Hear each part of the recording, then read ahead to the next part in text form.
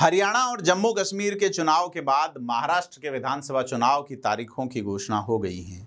आम चुनाव 2024 के बाद कई राज्यों में चुनाव हैं। जम्मू कश्मीर और हरियाणा के विधानसभा चुनाव परिणाम आ चुके हैं। अब महाराष्ट्र और झारखंड में चुनाव है। राजस्थान में उपचुनाव भी हैं। चुनाव आयोग ने 3 बजे इसकी घोषणा कर दी।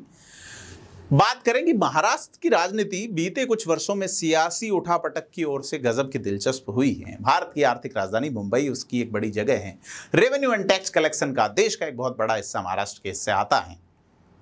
ऐसे में सवाल ये है कि लोकसभा चुनाव में जिस तरह से सियासी गठबंधन हुए, इंडिया हो या एनडीए, और अब ये जो सियासी गठबंधनों की जो श्रृंखला है वो राजस्थान आते आते चीज़ें ढीली हुई। जिस तरह से छोटे गठबंधन यानी कि भारत आदिवासी पार्टी से या आम आदमी पार्टी से या आरएलपी जैसे छोटे दलों से कांग्रेस ने जिनको छिटका, आम आदमी पार्टी को बड़े पैमाने पे हरियाणा में जिस तरह से कांग्रेस ने छिटका, तो अब ये माना जा रहा है कि ये एक लिटमस टेस्ट होगा, क्योंकि महाराष्ट्र में राजनीतिक पार्टियां अहम हैं।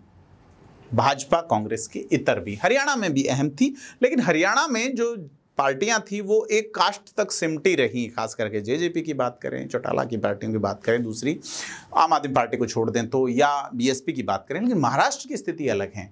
महाराष्ट्र में कांग्रेस और भाजपा के अलावा एनसीपी शरद पवार है, एनसीपी अजीत पवार है, शिवसेना एकनाथ शिंदे हैं, शिवसेना उद्धव ठाकरे हैं, महाराष्ट्र नवनिर्माण सेना राज ठाकरे हैं, बहुजन डेवलपमेंट अलायंस है, एमआईएम है, वंचित बहुजन अलायंस है और कम्युनिस्ट पार्टी है।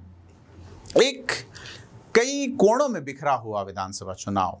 एक लोकसभा क्षेत्र में 6 विधानसभा सीटें। महाविकास अघाड़ी का प्रदर्शन लोकसभा चुनाव में अच्छा रहा है, ठीक है, क्योंकि साफ देखा गया कि उद्धव ठाकरे वाले शिवसेना गुट, कांग्रेस और शरद पवार वाले एनसीपी गुट की ये जो अघाड़ी है, महाविकास अघाड़ी, उसने 30, और जो सरकार में है बीजेपी, एकनाथ शिंदे वाले शिवसेना और अजीत पवार वाली एनसीपी की महायुति को 17 सीटें मिली। यानी कि जनता ने अपना झुकाव महाविकास अघाड़ी की ओर दिखाया। अब हरियाणा अगर ले जाएं आपको, क्योंकि हरियाणा में कांग्रेस की हार और बीजेपी की लगातार तीसरी बार सरकार बनने के बाद इस गठबंधन को झटका तो लगा है, क्योंकि हरियाणा के परिणाम को महाराष्ट्र में सत्तारूढ़ महायुति या नेशनल डेमोक्रेटिक अलायंस, जिसे एनडीए कहा जाता है, उसके लिए एनर्जी गिविंग बताया जा रहा है, क्योंकि महाराष्ट्र में सीधा मुकाबला महायुति और महाविकास अघाड़ी के बीच है। शिवसेना विचारधारा के हिसाब से देखें तो ये गठबंधन महाराष्ट्र के हालिया राजनीतिक इतिहास का सबसे अप्रत्याशित गठबंधन नजर आता है, क्योंकि दोनों ही गठबंधन के बीच की जो पार्टियां हैं उनके बीच सीटों का बंटवारा अभी तक नहीं हुआ और इसके लिए रशाकसी जारी है। हरियाणा के चुनाव परिणाम आए, उसके बाद उप मुख्यमंत्री देवेंद्र फडणवीस की तत्काल प्रतिक्रिया आई थी। उन्होंने कहा कि ये जीत फर्जी बयानबाजियों के ऊपर मिली जीत है। उन्होंने कहा कांग्रेस वाले फर्जी बयानबाजियों में लिप्त थे, लेकिन हरियाणा में रणनीति विफल साबित हुई और महाराष्ट्र में भी होगी। अब हरियाणा चुनाव में हार से कांग्रेस सदमे में है, शायद कांग्रेस को झटका लगा है। ऐसे में महाराष्ट्र चुनाव में सीट शेयरिंग पे भी यह असर नजर आएगा।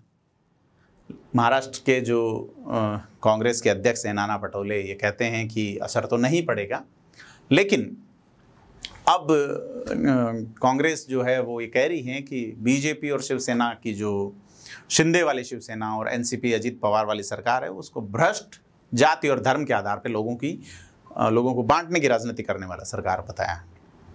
अब बड़ी चीज़ ये है कि महाराष्ट्र में जो पॉलिटिकल सिनेरियो है वो लगातार बदलता रहा है।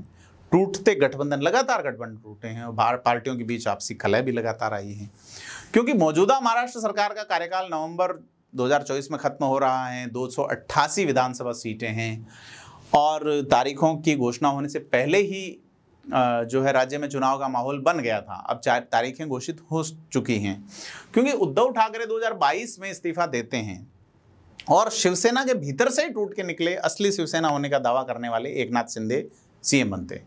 बीजेपी का समर्थन मिलता है, फडणवीस मुख्यमंत्री बनते हैं।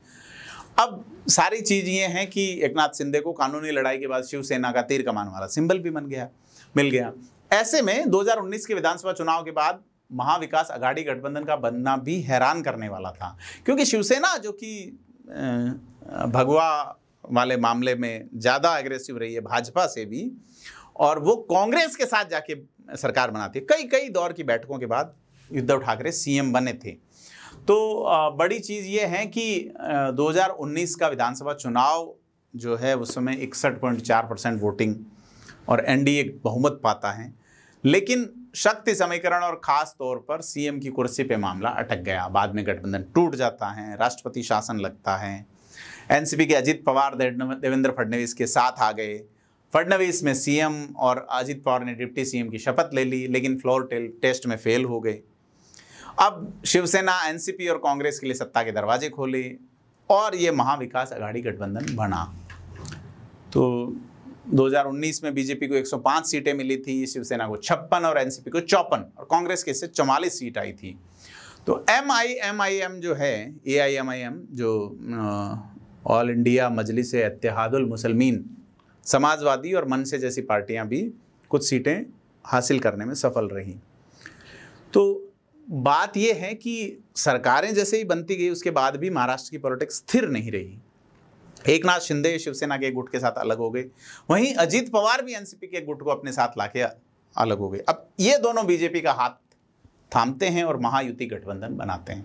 अब एनसीपी का शरद पवार वाला गुट, उद्धव ठाकरे वाला शिवसेना गुट और कांग्रेस विपक्ष में। पार्टियों के भीतर टूट फूट के बाद पहली बार असेंबली इलेक्शन हो रहे हैं। ये सभी पार्टियां खुद को जनता का पसंदीदा साबित करने के लिए मौके पीछे नहीं छोड़ना चाहेगी, क्योंकि इसी चुनाव से उनका पॉलिटिकल करियर भी तय होगा। आप ये देखिए कि NCP Sharad Pawar, NCP Ajit Pawar, NCP Shiv Sena Shinde, Shiv Sena Thackeray.